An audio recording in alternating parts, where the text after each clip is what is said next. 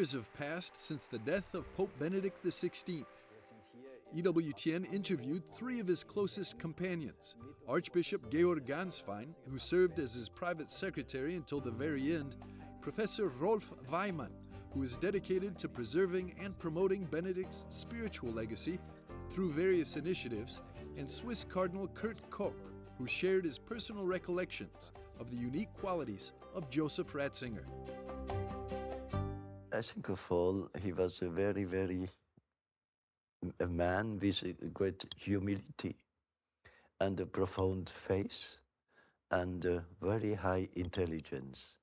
And these three characteristics in the same man is unique. Also the role of the priest was very important for Pope Benedict. Maybe you can explain a little bit more how he viewed priesthood and the role of the priest in the church.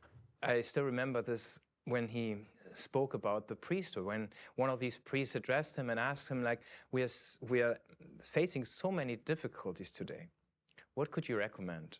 And he was very practical in these moments.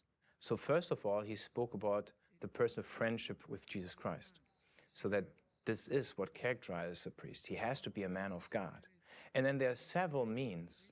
And at the same time, he made reference to the saints. So he presented us concrete ways of how to realize, how to live the priesthood. And I think this is very important because especially today in our time, people want to have great examples. Carlo Acutis, for example, is the upcoming canonization right now. But this is what we need. We need like positive examples. There's so many negative ones, we need positive ones. That's what the saints are. And Pope Benedict was always pointing towards them in order to understand our vocation.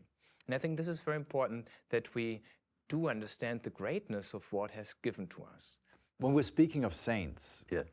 who were his favorite saints? His name is Joseph, and I think this is the most important saint for him. And I have the impression he has lived as a Joseph, because Joseph is only in the background.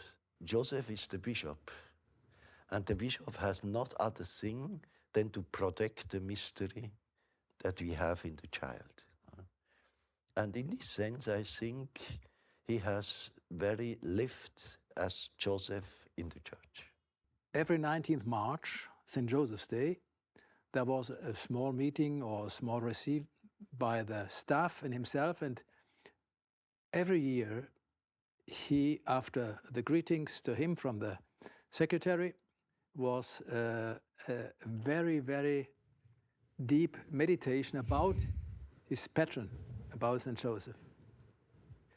And there was no year the same. Every year there was another meditation. You could see that he prepared every year with other deep thoughts his meditation. And therefore I think it's really what the Cardinal said. Cardinal said actually that he was for him like an example of his own life. But he spoke very often about the saints because he said, who is actually at the center of the church? And it's very interesting. You would imagine like perhaps the Pope, the cardinals, the bishops, the priests. No, he said the saints. The saints at the center of the church, because since God is holy, they do participate in his holiness, and for that reason, they are at the center of the church. And for that reason, we too must look for holiness and strive for holiness. And I think this is very encouraging, especially also for our days. What are the things that remain for you personally from the pontificate of Pope Benedict XVI? What will you take away from that also, maybe on a personal level? So I think, first of all, he was a collaborator of truth, as he called himself. That was his coat of arms. And he was giving testimony of the truth. And the truth is Jesus Christ. So that's one very important aspect, and I think this aspect will remain. You find this everywhere in his writings, in his preachings, and so forth. And then there's perhaps a second dimension, being like a father of the church. Because he was like a father to everyone, just through his humility, his brilliance, and then also bringing all this together as a real father, but at the same time in his writings, and his writings will remain.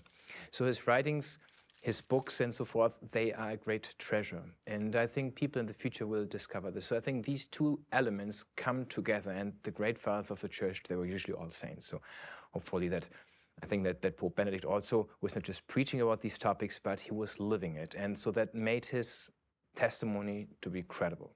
In the testament, the spiritual testament, he that after a long life, as a priest, as a professor, and so on, he said, faith is the fundament. You can build up of that faith, of that fundament, your death and your life and your death. And we know that his last word was like a point behind his whole life. Signore, ti amo. Lord, I love you. I think that is for him the last word he has said, but he has left for us as his biggest and importantest and deepest witness. Lord, I love you. Thank you very much for your time. Thank you for sharing also all those anecdotes and those insights into the life of Pope Benedict XVI on his 2nd anniversary of his passing. Thank you very much for being with us today.